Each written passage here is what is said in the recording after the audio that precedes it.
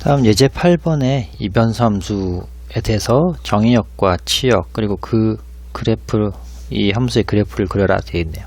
정의역을 살펴보면 이 x, y 값들의 집합이 정의역인데 어떤 x, y 이 점들이냐, 함수 값이 존재하는 하게 하는 그런 x와 y 값이 되죠.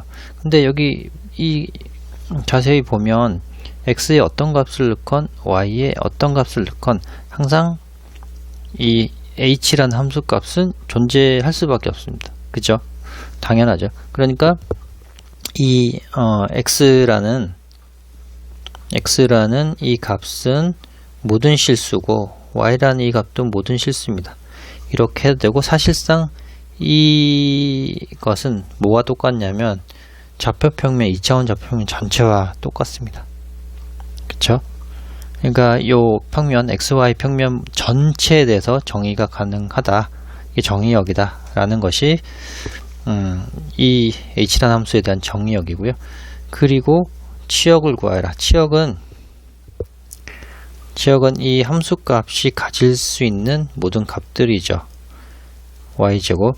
그러면 자, x제곱도 0보다 같거나 크고 y제곱도 0보다 같거나 크니까 이것은 0보다 같거나 큽니다. 자, 이렇게 쉽게 치역을 구할 수 있죠. 그러면 치역을 어떻게 구하냐? 치역은 지금 x이고 이런 h가 0보다 같거나 큰 요게 바로 치역이라고 할 수 있겠습니다. 자, 또는 이렇게 써도 되고, 아니면 g 값을 다 모은 것인데 g는 4x제곱 더하기 y제곱 이렇게 돼 있죠. 물론 뭐 이렇게 쓰지 않아도 상관없습니다. 명백하니까요. 자, 이게 바로 함수 g의 치역이라고 할 수 있고, 함수 g의 정의역이라고 할 수 있습니다. 그래프는 우리가 앞 장에서 배운 것처럼 g는 4x제곱 더하기 y제곱은 이게 사실 타원 포물면입니다. 오른쪽 그림 구와 같이 이것을 g라고 하면 그때의 x, y, g를 다 이렇게 플로팅을 하면 타원 포물면입니다. 이게 지금 x, g 입장으로 보면 이런 포물선이 나오는데, x, y 입장으로 보면 x, y 평면과 동일한 평면으로 이렇게 자르면 다 타원 형태로 되어 있습니다.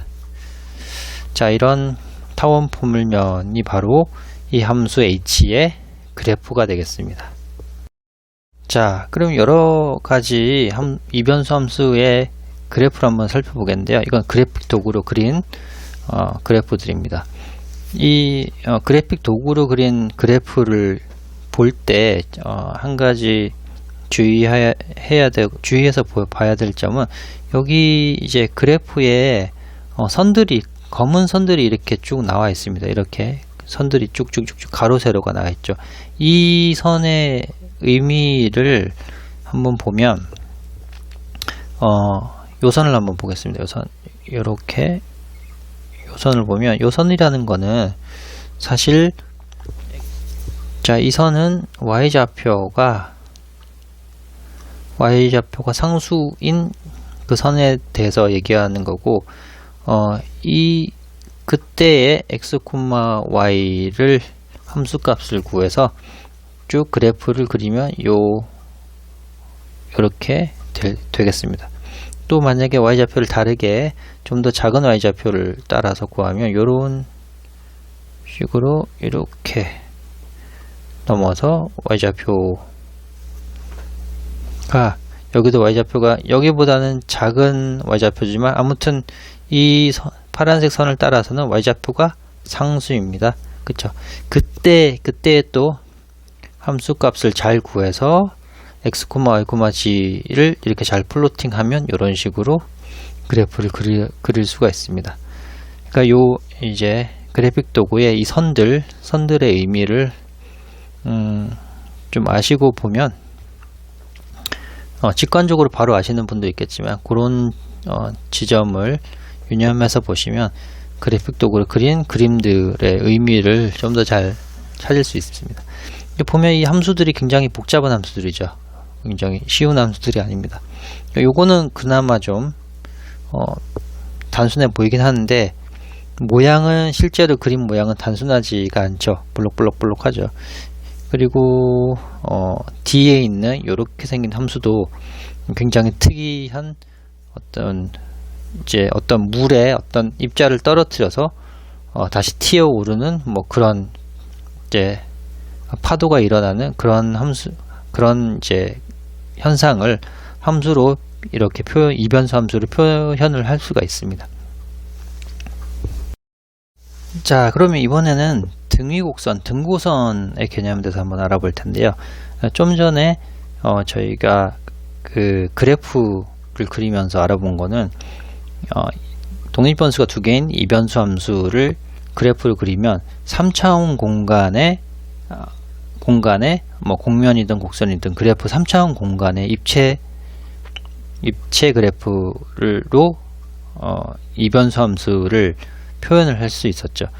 근데 요즘에는 이제 컴퓨터도 많이 발전하고 그래픽 도구나 뭐 이런 것들이 스마트폰도 발전해서 쉽게 그려볼 수가 있는데 사실 몇십 년 전만 해도 이런 3차원 그래프를 그리는 게 쉬운 일이 아니었습니다. 특히 일반인들은 그랬죠.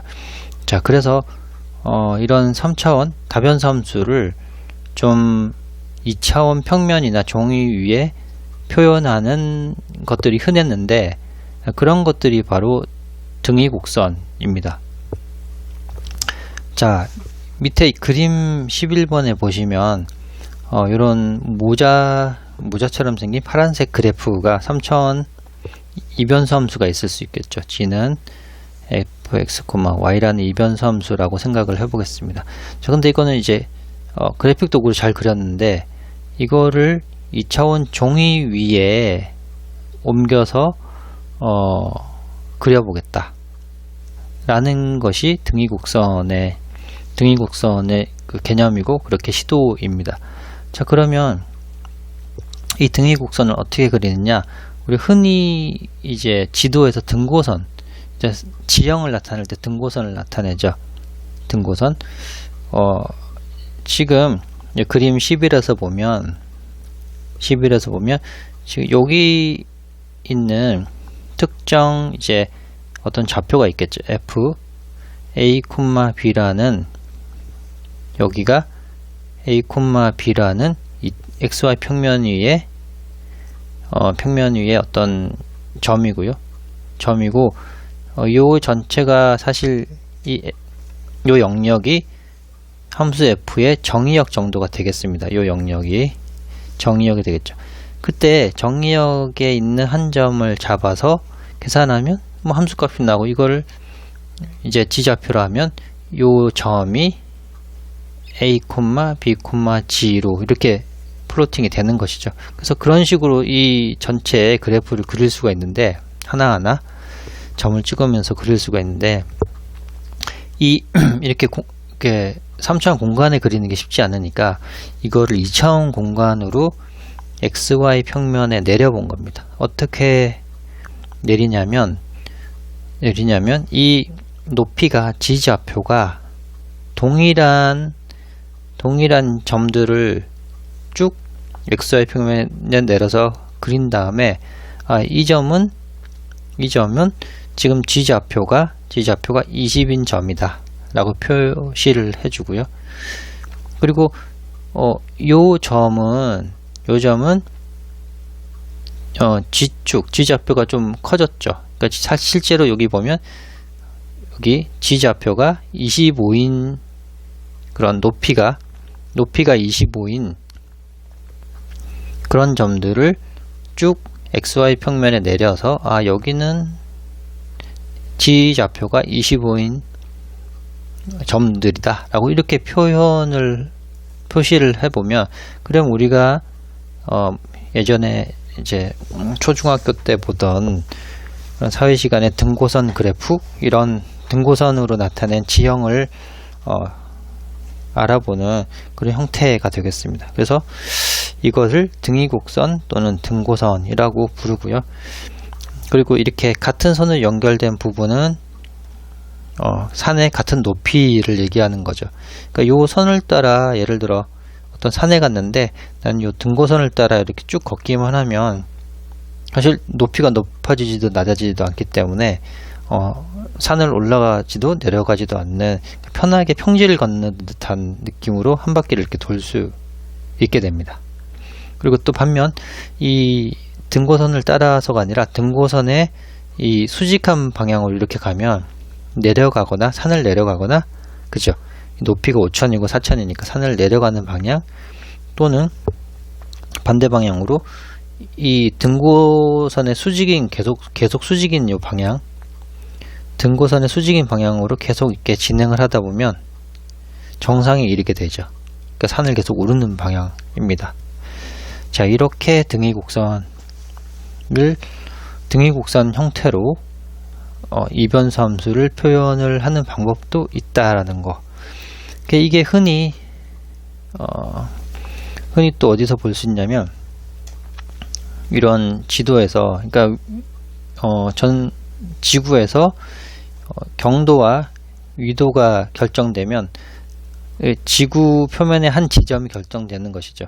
예를 들어 경도가 0이고 위도가 0인 이 지점, 아프리카의 이 지점이 결정된다면 그 지점에서 평균 기온은 뭐 조사가 되니까 평균 기온을 결정이 되는 것이고, 또는 우리나라의 경도와 뭐 35도 정도 되는 위도를 알면 우리나라의 평균 기온 역시 알 수 있습니다.